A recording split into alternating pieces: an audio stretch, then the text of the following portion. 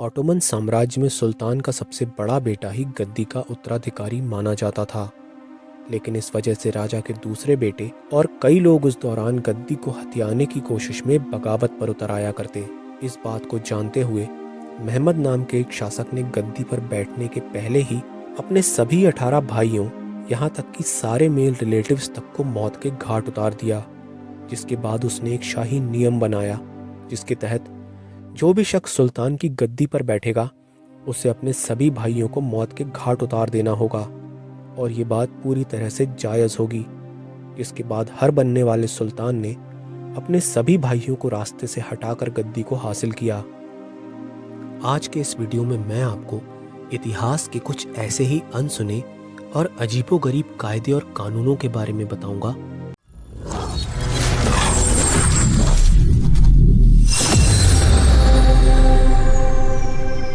शख्स का नाम है फ्लेमेंट डियालिस, जिसे जुपिटर भगवान का सबसे बड़ा उपासक माना जाता था, जिसने अपने शासन के दौरान कुछ अजीबोगरीब नियम बनाए हुए थे।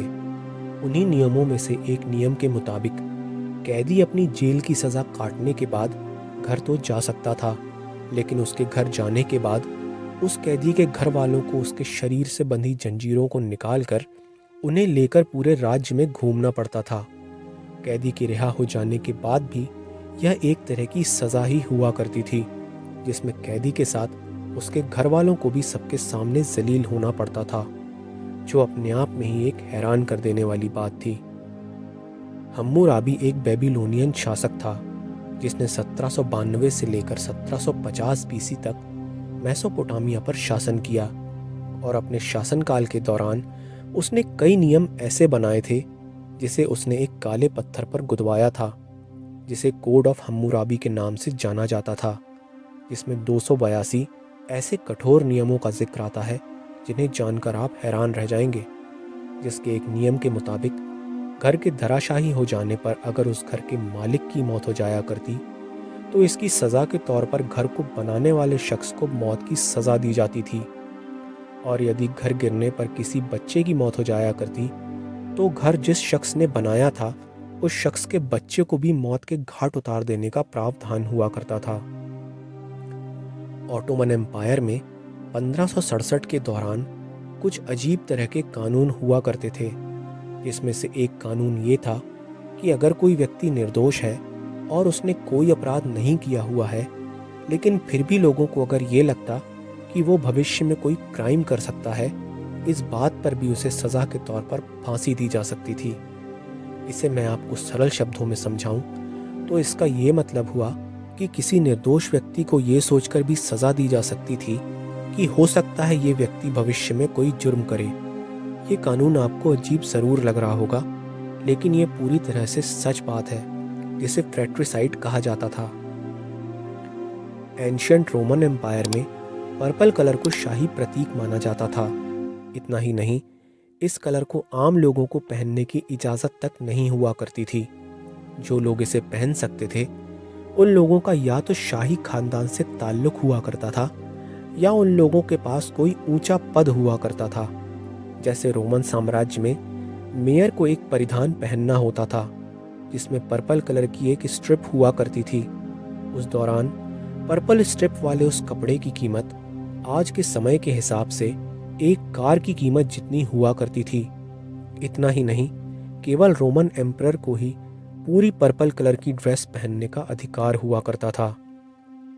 ड्रैकोनियन लॉज हमेशा से ही अपने कठोर नियमों की वजह से जाने जाते हैं, जिन्हें 621 बीसी के दौरान लिखा गया था, जिनके तहत किसी को जान से मारने, चोरी करने और टैक्स न देने तक के लिए सज़ा का प्रावधान हुआ करता था। मगर इसके लिए जो सज़ा तय की गई थी उसे सुनकर आप हैरान रह जाएंगे। इन नियमों के हिसाब से पीड़ित व्यक्ति भी मुजरिम के साथ वही सब कुछ कर सकता था जो उसके साथ हुआ था। मतलब अगर किसी आरोपी ने किसी शख्स की आंख फोड़ दी तो उसके बदले में वह पीड़ित भी आरोपी की आंख को फोड़ सकता था। क्या आप जानते हैं, इतिहास में एक दौर ऐसा भी था जब लोगों के खाने पीने पर भी पाबंदी हुआ करती थी। दरअसल मिडिल एजेस के दौरान बनाया गया एक अजीब नियम ऐसा भी था जिसमें लोगों के खान पान पर भी प्रतिबंध लगाया गया था। जी हाँ, आपने बिल्कुल ठीक सुना। 1336 के दौरान कोई भी शख्स दिन में 2 बार से ज़्यादा खाना नहीं खा सकता था। इतना ही नहीं, अगर कोई शख्स सूप भी पी लेता तो भी उसे एक समय का भोजन माना जाता, जिसके बाद वो उस दिन एक ही बार और कुछ खा सकता था। केवल क्रिसमस के दिन ही लोगों को छूट दी जाती थी, जिसमें वो 2 की जगह 3 बार खाना खा सकते थे। जिन डायनेस्टी के शासन के दौरान अपराधों को रोकने के लिए ऐसे सख्त नियम बनाए गए थे जिनके डर से कोई भी शख्स अपराधों के बारे में सोचकर भी कांप जाता, जिसके एक कानून के तहत अगर किसी शख्स ने कोई अपराध किया और उस अपराध के तहत उसे मौत की सज़ा दी जानी होती, तो केवल उसे ही नहीं बल्कि उस अपराधी के पूरे परिवार को सूली पर चढ़ा दिया जाता, भले ही उसके घर वालों का कोई दोष हो या ना हो। इतना ही नहीं, मृत्यु दंड के बाद उसकी बॉडी को जुलूस के तौर पर पूरे राज्य में घुमाया जाता, जिसका मकसद आम लोगों में सज़ा के प्रति एक दहशत कायम करना होता था, जिससे कोई भी शख्स किसी भी अपराध को करने के पहले 1000 बार सोचे। सन 1215 तक मेडिवियल इंग्लैंड में अगर कोई व्यक्ति दोषी है या नहीं है, इस बात का पता लगाने के लिए 3 अजीबोगरीब तरीके हुआ करते थे। ऑर्डेल बाय फायर के तहत आरोपी के हाथ में लोहे की गर्म रॉड पकड़ा दी जाती थी। इसके बाद उसे उस रॉड को पकड़कर 3 मीटर तक चलना होता था। इसके बाद अगले 3 दिन तक उसके हाथ में बैंडेज बांधी जाती और उसका उपचार किया जाता। अगर आरोपी का घाव 3 दिन में भरने लग जाता तो उसे निर्दोष माना जाता, लेकिन अगर ऐसा नहीं होता तो उसे दोषी मानकर सजा दी जाती थी। ऑर्डील बाय वाटर, जिसके तहत आरोपी के हाथ पांव को बांधकर उसे पानी में फेंक दिया जाता। अगर उसका शरीर पानी में तैरता रहता तो उसे दोषी माना जाता, लेकिन अगर उसका शरीर पानी में डूब जाता तो समझा जाता कि नदी ने उसे एक्सेप्ट कर लिया है और वह दोषी नहीं है, जिसके बाद उसे तुरंत पानी से बाहर निकालकर बचा लिया जाता।